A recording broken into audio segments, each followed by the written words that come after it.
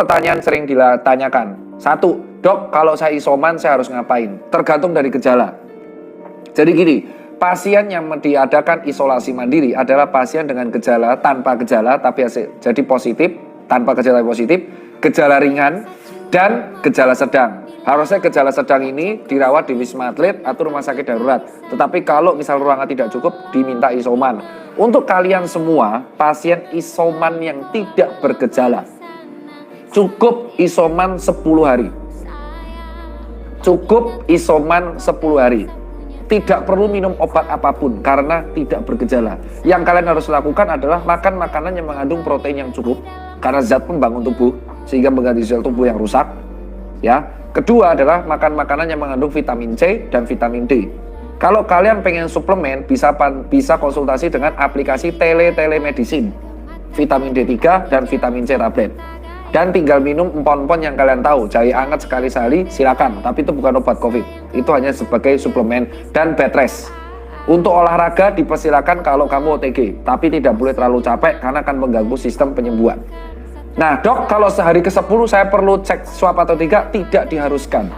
Seseorang yang sudah bebas gejala selama 10 hari, ingat, bebas gejala selama 10 hari, apapun hasil PCR-nya itu tidak pengaruh. Karena dengan catatan dia bebas gejala 10 hari setelah dia isoman, berarti kemampuan virus tersebut sudah inaktif, dorman. Itu yang pertama. OTG masih bisa menularkan.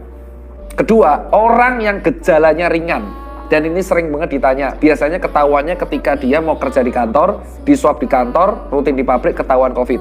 Jika kamu gejala ringan, apakah gejala ringan itu? 1, demam, lebih dari 2 hari, ada nyeri sendi, dan anosmia, tetapi tidak ada gejala sesak, tidak ada batuk yang berat, batuknya cuma ringan. Yang kamu harus pakai adalah obat-obatan seperti paracetamol 500 mg 3 kali sehari. Ini untuk demamnya, 3 kali sehari. Dan kalau ada nyeri perut bisa diminum antasida 500 mg 2-3 kali sehari.